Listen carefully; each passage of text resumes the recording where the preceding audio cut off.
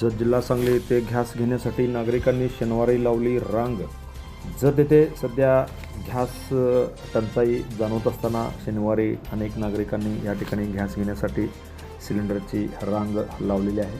आखाती देशातील युद्धाचा परिणाम म्हणून देशभर गॅस सिलेंडरची टंचाई निर्माण झाली आहे। केंद्र सरकार काही घोषणा करत असले तरी सामान्य ग्राहकांना सिलेंडर मिळताना डोकेदुखी निर्माण झालेली आहे।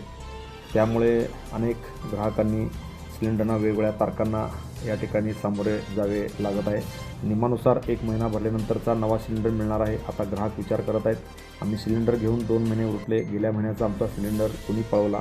या प्रकाराने मोठ्या प्रमाणात खळबळही उडाली असून जिल्हा पुरवठा विभाग या स्थितीत काय निर्णय घेणार याकडे सर्वांचे लक्ष लागून राहिलेले आहे। गॅस सिलेंडर टंचाईच्या पार्श्वभूमीवर जिल्हा प्रशासन आता ॲक्शन मोडवर आले असून जिल्हाधिकाऱ्यांनी जिल्ह्यात गॅसचा पुरेसा पुरवठा सुरळीत ठेवण्याकरिता आवश्यक त्या सर्व उपाययोजना कराव्यात। गॅस एजन्सीची कठोर तपासणी करावी अशा सूचना दिलेल्या आहेत। घरगुती LPG सिलेंडरचे सुरळीत वितरण व्हावे, तसेच घरगुती सिलेंडरचा अवैध वापर रोखण्यासाठी जिल्हा स्तरावर व जत तालुका स्तरावरती पथक नियुक्त करण्यात आले असून या पथकाद्वारे जिल्ह्यातील गॅस एजन्सीची तपासणी सध्या सुरू आहे।